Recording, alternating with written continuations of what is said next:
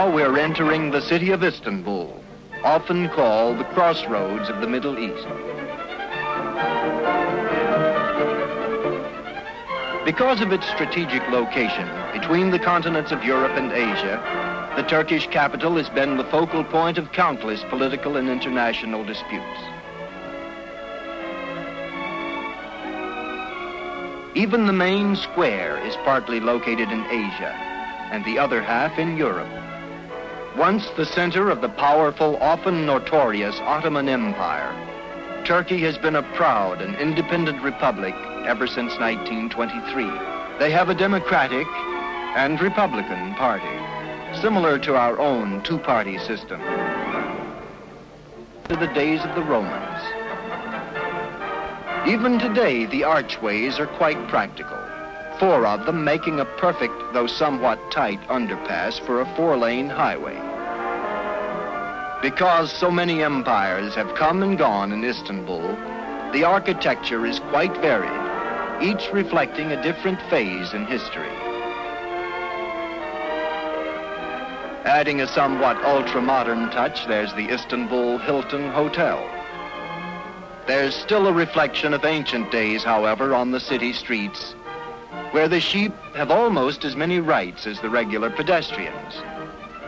In contrast again, the University of Istanbul is one of the finest in the world. The Turks as a whole are a progressive people, especially the younger generation with its pro-Western outlook.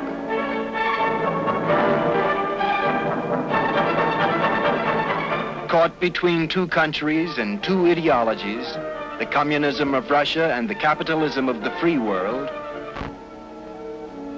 right in back of the university is Santa Sofia, a supreme engineering achievement of Byzantine architecture.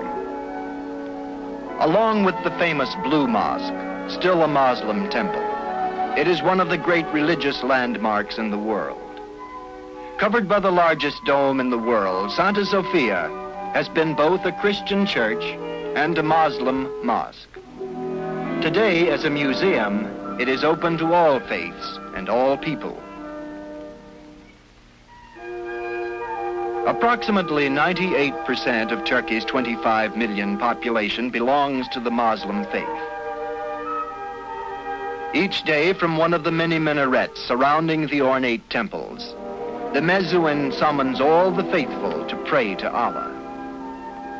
The times for prayer vary each day, and they're given on the radio as regularly as our own weather reports. Another historical milestone is the Egyptian obelisk, which was brought here by the Romans. 3,500 years old and cut from one piece of pink marble, the edges are still as sharp and as perfect as if they were carved only yesterday. In life and in death, a man's rank in Turkish society is reflected by the turban he wears.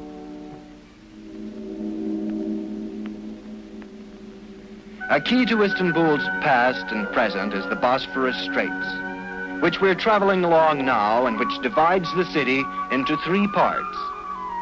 Passing by the Sultan's Palace, Leander's Tower, and numerous mosques, it leads eventually to the dramatic point where the Iron Curtain begins. With Europe on the left and Asia on the right, after passing an ancient fort, you can proceed no further. 2 points ahead mark the exit from the Black Sea and the gateway to the Iron Curtain. Back in Istanbul, the Bosphorus Strait joins with the inlet of the Golden Horn to form the harbor of the city. It is called the Golden Horn because that's how the inlet is shaped. The golden part comes from the fact that so much wealth, enriched cargo, has passed through here during the centuries. All of Russia's sea traffic from the south still must come through here. Even some of the largest buildings in the city come right up to the water's edge. And 24 hours a day, the harbor is filled with boats and ships of every description.